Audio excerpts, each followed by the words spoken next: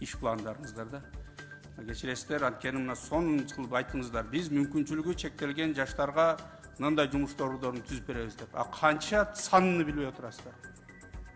Кантип түзүп бересиздер аны? Эгер алар жөнүндө маалымат билбей туруп.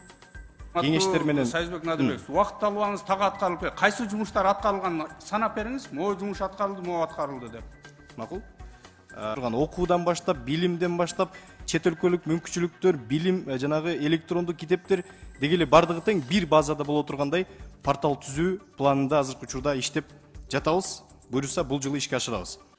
Мына азыр сиз өзүңүздүн мемеңизди айтып кеттиңиз. 2017-2020 жылдар аралыгында жаштар саясатын өнүктүрүү боюнча иш алып барабыз деп жазылып чыкты да. Кандай иштер алып барылды ушул 3 жылдын аралыгында? Эмне иштерди кылынды? Мен 3 жылдын ичинде сизден сурап атам, 3 жыл аралыгында эмне жумуш аткардыңыз? Максатты коюп келе атабыз бүгүнкү күнгө чейин. Ошол эмне иштерди аткардыңыз? Мына так айтсаңыз, ошол канча имаратты ачтыңыздар? Мамлекет боюнча 10 жаштар борбору ачылды Кыргызстан боюнча. Бул ар бир облуста бар. Андан сырткары коллегиалдуу бул жыл сайын биздин планыбызда коюп келаткан иштердин баары тең так аткарылып келатат. Эл аралык биздин кеңештер менен Сайызбек Надырбек, убакыт талабыңыз так аткарылып, кайсы жумуштар аткарылганын санап бериңиз. Могу жумуш аткарылды, могу аткарылды деп. Макул. Бир мүнөт. Бизде мына бул жылдыкын айтайын сизге. Бул жылдан баштап айталы, биздеги көп улуттуу элбиз. Ошолордун достукка чакырыш үчүн мен кыргыз жаранымын аттуу бүт ар улуттуу элдерди чогулткан чоң форумду өткөрдүк. Сайызбек Надырбек, сиз суроону түшүнбөй калдыңыз окшойт. Сиз азыр алдына койгон максаттардын ишке ашырабыз дедиңиз. Бирок мына 2017-2020 жылдын аралыгында койгон иш планыңыздардын кайсылары аткарылды? Сиздердин ошол аткарган жумуштарыңыздарды карап туруп, алдыңыздарга койгон иш планга ишенсекпи деген суроону берип атам мен сизге. Сиз бүгүнкү күндө айтып атасыз. Ошо 3 жыл өткөн 3 жылдын ичинде эмне жумуштар аткарылды? 2017-ден 2020 жыл ошо аралыгындагы жумушту айтып бериңиз. Себеби мына жаздыңыздар, ошол жылдардын аралыгында жаштар саясатын өнүктүрүү боюнча жумуш алып барылды. Ошону сурап атам сизден. Бизде жаштар өзүңүздөр билгендей, жаштар бул темасы, бул сквозная тема да, Виктор Анатольевич. Ар бир гана бул жаштар багытында биздин министрлик гана бир тараптуу эмес, биз болгон министрликтер менен биргеликте иш алып барабыз да. Себеп дегенде ар бир министрликте, ар бир багытта жаштар бар. Мына ошолордун алканда комплекстүү иштерди жүргүзүп келдик. Ал эми конкреттүү көзгө көрүнүктүү иштер биз сиздерге отчетун бардыгын тең мен сиздерге берип жиберейин. Мындай конкреттүү түрдө иштерибиз биз пландын негизинде иш алып барабыз да. Пландарыбыз 2017 жылдан 20 жылга чейин бардыгы дээрлик, бардыгы тең аткарылды. Рахмат. Андан кийинки суроо мына башка министрликтер менен чогуу иш алып барабыз деп атасыздар да. Мен саламаттык сактоо министрлигине суроо берет элем. Мына бүгүнкү күндө биздин жаштардын арасында канча пайыз биздин жаштар ден соолугуна мүмкүнчүлүгү чектелген балдар бар? Саламатсыздар, урматтуу депутаттар. Менде азыр так мүмкүнчүлүк чектелген жаштар боюнча жок экен. Кошумча маалымат берейин сиздерге. Азыр тактап туруп. Сайызбек Надырбек, сиздерде бар ушул боюнча маалымат? Уруксат берсеңиз биз аныктап туруп тактап берип коелу сизге. Өзүм берип жиберем сизге. Иш пландарыңыздарда. Кечиресиздер, анткени мына сонун кылып айттыңыздар. Биз мүмкүнчүлүгү чектелген жаштарга мындай жумуш ордорун түзүп беребиз деп. Канча санын билбей отурасыздар? Кантип түзүп бересиздер аны? Эгер алар жөнүндө маалымат билбей туруп. Мен кийинки суроом Ички иштер министрлигине. Ушул жогоруда айтылып кеткен 35 жашка чейинки жаштарыбыздын арасынан канча пайызы бүгүнкү күндө кылмыш жоопкерчилигине тартылган? Жана биздин канча жаштарыбыз бүгүнкү күндө жана кароосуз калып каттоодо отурат? Айбек Туратович, бул статистиканы мен сизге кошумча берейин. Мен жаным албай келдим эле. Рахмат. Мындайда, урматтуу өкмөт өкүлдөрү, мындай баарыбыз мен сиздерге башында эле айттым да, ошон үчүн мына кооз сөздөр канткенде ишке ашат деп. Азыр биз эч кандай маалымат эчимиңиздерде жок болсо эмнени талкуулап атабыз анда? Жөн эле келип туруп, бул жерден эки сөз жазып туруп, биздин жаштарыбыздын үмүтүн өчүргөнү келдикпи кайра? Мына жооңуздар, мына 3 суроо бердим, бирине да маалымат жок. Эмгек социалдык камсыздоо жана миграция министрлигине.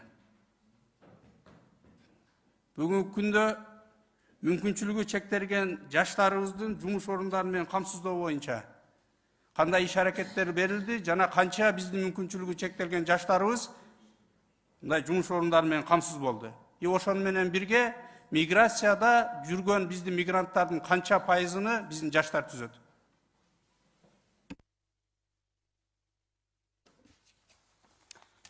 Саламатсыңарбы? Эмгек рыногунда жумушсуздардын атаңдаштыкка жөндөмдүүлүгүн жогорулатуу үчүн эмгек рыногунун айрым кесиптерине жумушчу күчүнө болгон керектөөлөрүн эске алуу менен кесиптик окууга министрлик 21-жылы 3203 жаштар, башкача айтканда 42,6% Урматтуу министрликтин өкүлчүлүгү, мындай суроону берип атканда маани берип уксаңыздар, мен сиздерден жалпысын сураганым жок. Именно ошол сиз айткан 42%-дын ичинен канча пайызыны биздин мүмкүнчүлүгү чектелген жаштар түзөт?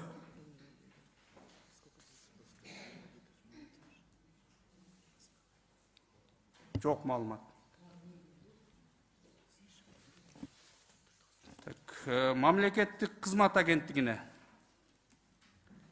Жаштар мамлекеттик кызматтын канча пайызын жаштар түзөт? 35 жашка чейинкилер. Урматтуу депутат, 1539 мамлекеттик кызматта, муниципалдык кызматта болсо 683. Кандай дейсиз?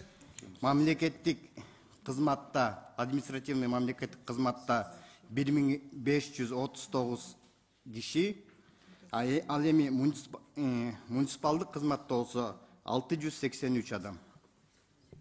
Ушул мамлекеттеги кызматтын канчасы жетекчилик кызматта отурат? Жетекчилик кызматта, политический, саясий кызматта 1 адам.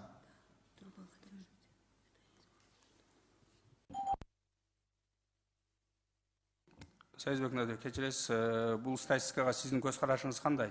Именно ушул жаштар саясаты боюнча иш алып баруучу адам катары. Жетишерлик деңгээлде көңүл бурулат же жок? Негизи мыйзамда көрсөтүлгөн аз жогорудагы статистика 14 жаштан 28 жашка чейиндин негизинде каралды да. Анан биздин көз карашыбыз боюнча бул жаштардын жанагы жаш ордун, жашын да көтөрсөк деген ойлойбуз да. Мисалы, аны көтөргөндө бир топ эле жаштар көп. 35 жашка чейин мамлекеттик кызматта, муниципалдык кызматта, жетекчү позицияда бир топ эле жаштар бар да. Учурда көңүл бурулуп жатат деп ойлойм. Рахмат. Мына сиз өз сөзүңүздө айтып кеттиңиз. Биз бул жаштар саясаты бир гана биз менен эмес, тиешелүү тармактагы министрликтер менен иш алып барабыз деп. Сиз бүгүнкү бул жерде боло турган жыйын боюнча ушул тиешелүү министрликтерге маалымат бердиңиз беле? Ооба, биз бияка даярданып атканда учурда ар бир пункт боюнча кайсы аткаруу кандай болуп атат деп биз баарын тең алып, комплекстүү чогултуп анан сиздерге бергенбиз. Ошентип берсеңиз, бүгүнкү берилген жоопторго сиз кандай баа бердиңиз азыр? Өзүңүздүн жеке бааңызды айтыңызчы азыр. Мен бердим суроолорду берилген жооптторго. Биз эми баягы жаштар саясатында бир команда болуп иш алып барып аткандыктан биз чыгып ар бири менен дагы бир сыра карап, чогултуп, бири-бирибизге маалымат беришип иш алып барабыз. Азыр команда экениңизге ынандыңызбы? Бир командада иш алып барышыңыздарга. Мына сиздер кечирип коюңуздар. Биздин ушул жогорку кеңешке келгенде ушундай даярдык менен келип, эртең кайсы жаштын мындай милдетин камсыздап бересиңер? Ушундай бизге ушундай мамиле болуп атса. Мындай кылайлы, урматтуу биздин өкмөттүн өкүлү Асан мырза. Мындай комитет өткөндө, бул жерге келгенде мындай так даярданып, маалымат алып келсе, бекер эле убакыт албастан. Мына көрдүңүз өзүңүз, кандай баа бересиз ушул жерде биздин өкмөттүн өкүлү катары, ушул жогорку кеңеште отурган адам катары сиздин бааңыз? Бектор Анатольевич, урматтуу депутаттар, уруксатпы. Бул даярдык жакшы болгон, себеби бүгүн жана өзүңүздөргө маалым, филармонияда чогулуш болуп атпайбы? ошого жетекчилик эткенине байланыштуу болгон маалымат менен келишкенде азыр сиздерге айтты Айбек Тураталиевич, баягы керектүү маалыматтарды тактап жазуу түрүндө силерге беребиз деп кап этпестер алып коелу маалыматынчы, анан жетпегендердин жазуу түрүндө силерге именной кылып алып келип беришет. Урматтуу Асан мырза, биздин бул комитетти көрөм деп биздин канчалаган жарандарыбыз күтүп отурат да. Бүгүн биздин именно жаштарыбыз биздин маселе көтөрүлөт экен. Биз келечекке кандай көз карашта калабыз? Биздин келечектен үмүт кылсак болот экен деп. Эртең бизге келген жооптор уже кеч болот. Ошол эле сиз азыр иш чара боюнча айтып атасыздар. Бул жерге биз министрлердин өздөрүн чакырган күнү вот замдары бар, алар так маалымат билет дейсиздер. Бүгүн кайра тескеринче айтып атасыңар. Бүгүн замдары келип калды, маалыматты министр берет деп. Биз кимге ишенели? Бир мындай же ар мемеде ситуацияга карап туруп өзгөрүлүп тура береби жооптор?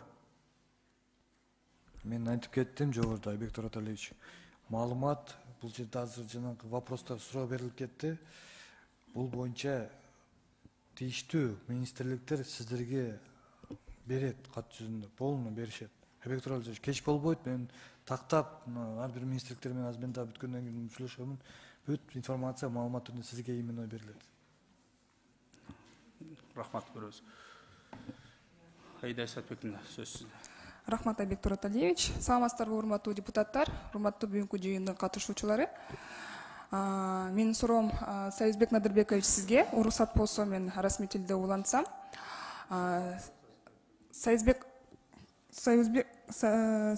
Надырбекович, вот вы в своей презентации сказали, что все ваши НПА входят в закон Кыргызской Республики о государственном социальном заказе, да? И вот исходя из этого у меня вопрос. Скажите, пожалуйста, с какого года вот вы реализуете этот закон? Бизде ар бир планыбызда жыл сайын баягы изилдөөлөрдүн жыйынтыгы менен эң төмөнкү көрсөткүчтү көрсөткөн багыттар боюнча биз социалдык заказ жана коомдогу видео роликтерди же болбосо кайсыл бир деңгээлдеги ушул багытта иш алып барган багыттар боюнча биз конкурстарды жанагы жарыялайбыз. Мына ошол конкурстардын жыйынтыгы менен биз жанагы аны таркатуу жолдору менен, аны жүргүзүү жолдору менен, ошол аярылуу, ошол эң төмөнкү баалган жакты жабуу жолу менен биз иш чараны жүргүзөбүз. Социалдык заказ бизде ошол көбүнчөсү буйрутма жолу менен ишке ашырабыз жаштар саясатындагы. Союзбек Надырбекович, сиз менин суроомду туура эмес түшүнүп калсак ошо кайсы жылдан баштап ошол иш чараны алып баштадыңыздар да?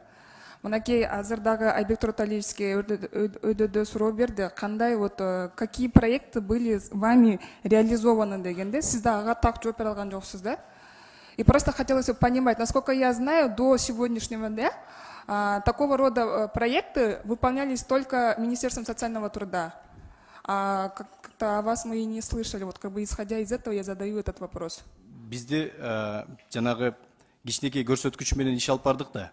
Ал эми мына жанагы 2017 жылга чейинки бизде изилдөө бар, чоң. Жаштарды өнүктүрүү жана жыргалчылыгы боюнча индекси дегенчи. Мына ошол жыйынтыктагы бизде бул жылын кайрадан жандандырып атабыз. Быйыл ошол чоң жанагы июнь айында буйруса даяр болот изилдөөбүз. Ошол изилдөөнүн эң төмөнкү көрсөткүчүн көрсөткөн багыттар боюнча биз социалдык заказ мыйзамы ошол пландарын коебуз бул жылы. Союзбек Надырбекович, скажите, пожалуйста, откуда у вас финансирование? Барбы финансирование өзү негизи?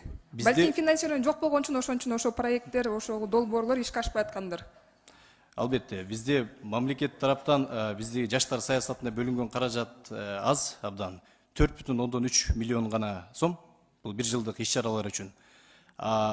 Бирок биз болсо жана башка пландарыбызды, мисалы баягы бюджетти карап турбай, биз жана жогоруда айтып кеткен координациялык кеңештер аркылуу, өздүн өнөктөштөрүбүз аркылуу биз жана башка багыттарды чечип келатабыз. Чындыгында мамлекет тараптан бюджетти көтөрүш керек. Союзбек Надырбекович, действительно у вас была очень хорошая презентация, бирок Айбек Тураталиевич айткандай, баягы жакшы коо сөздөрдү угуп атабыз, а ишке келгенде иштин жыйынтыгы жок болуп атат.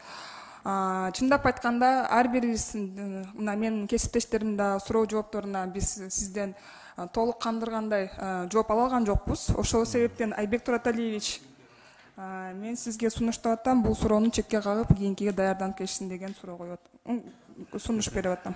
Туура, урматтуу чакырылган коноктор, кабайтпестер, мына мен ойлойм баарыңыздар эле угуп, ынандыңыздар да бүгүн канчалык деңгээлде биздин жумушубуз алдына жылып аткан. Ошондуктан мына эң көйгөйлүү бизде дайым айтылып келет миграция маселеси. Мына биздин жаштарыбыз окууну бүтүп бүтпөй чет өлкөлөргө мигрант болуп кетет. Ошолордун так санын билбесек, анан биз бул маселени кийинки күн тартиптерине калтырсак, бүгүн бул маселени мындай бүгүнкү күн тартибинен алып салсак, урматтуу депутаттар.